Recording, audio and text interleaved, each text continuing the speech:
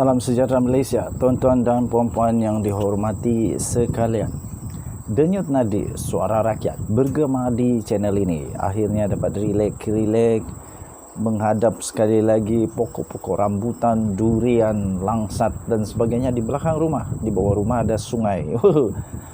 Perkara yang paling menarik apabila kita dapat tenang. Tuan-tuan dan puan-puan, saya turut kasihan dan turut merasa simpati kepada bekas pemimpin negara Malaysia, bekas Perdana Menteri, bekas timbalan Perdana Menteri, malah bekas menteri-menteri di dalam kabinet negara Malaysia sekarang ini penat, lelah berjalan turun naik mahkamah, tuan-tuan dan puan-puan.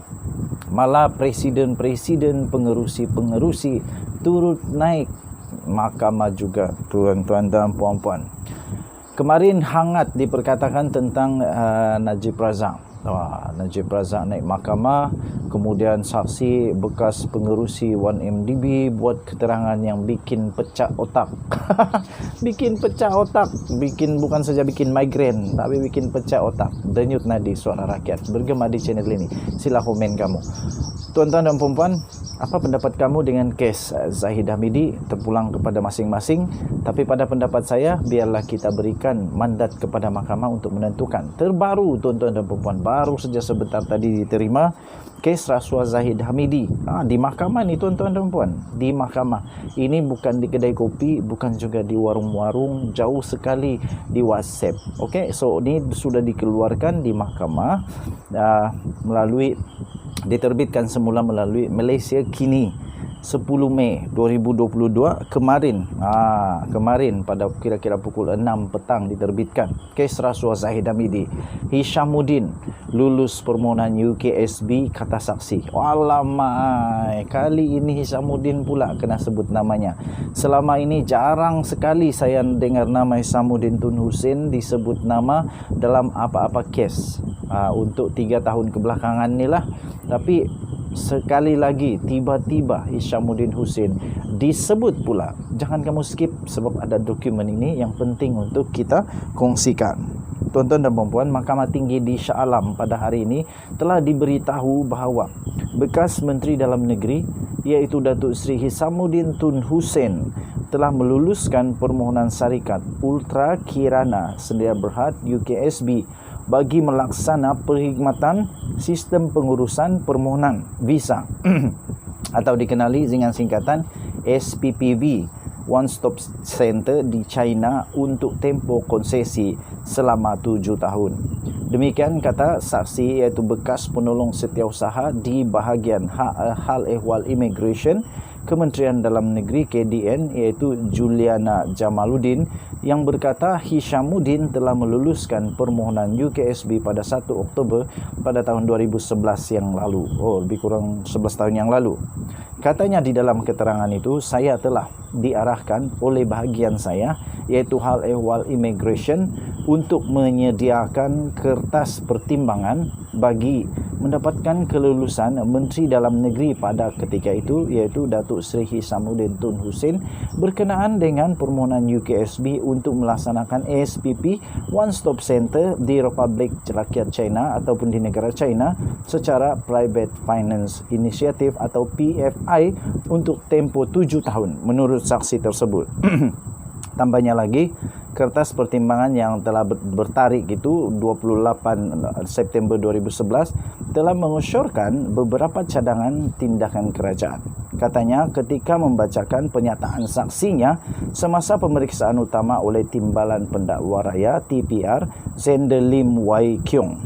Tuan-tuan dan puan-puan, Juliana berkata pada sekitar tahun 2010 yang lalu UKSB telah menghantar satu cadangan kepada Kementerian Dalam Negeri untuk menawarkan perkhidmatan itu di China. Katanya UKSB telah membuat cadangan tersebut melalui surat kepada Menteri Kementerian Dalam Negeri pada ketika itu iaitu Hishamuddin Tun Hussein yang bertarikh 4 Mac tahun 2010 yang antara lainnya menyebut Visa Facilitation Service boleh membantu pejabat perwakilan Malaysia di China untuk menguruskan permohonan visa secara menyeluruh dan selamat tanpa mempengaruhi sebarang proses kelulusan.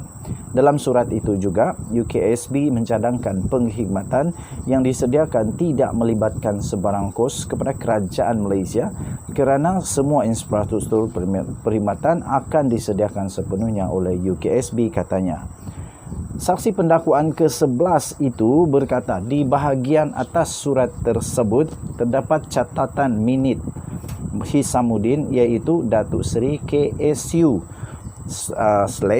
Datuk alias sila teliti seperti yang dilakukan untuk India. Yang ini untuk China, katanya. Berikutan minit YB Menteri itu, Hisamuddin, cadangan UKSB itu telah diteliti dan dikaji oleh Jabatan Immigration terlebih dahulu sebelum dikemukakan kepada KDN untuk tindakan selanjutnya, katanya. Sebelum ini, saksi pendakwaan ketiga, iaitu Siti Jalilah Abdul Manap, iaitu bekas Timbalan Setiausaha Bahagian Hal Ehwal Immigration, KDN, memberitahu mahkamah bahawa Timbalan Perdana Menteri pada ketika itu, iaitu Datuk Seri Dr. Ahmad Zahid Hamidi, melanjutkan kontrak UKSB bagi projek visa luar negara atau VLN walaupun kontrak syarikat itu masih berbaki 3 tahun lagi. Ahmad Zahid menjawat jawatan Menteri Dalam Negeri di antara 2013 dan 2018.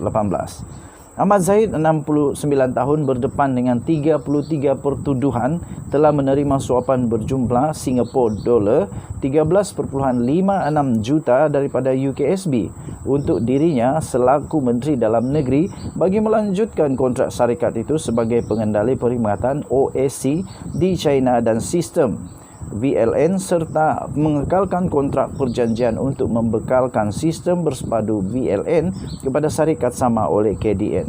Bagi 7 lagi pertuduhan, Ahmad Zahid didakwa sebagai menteri yang sama telah mendapatkan untuk dirinya wang tunai sebanyak Singapura dolar 1,150,000 dan ringgit Malaysia 3 juta, euro 15,000 dan US dollar 15,000 tanpa balasan daripada UKSB yang mempunyai kaitan dengan kerja rasmi beliau.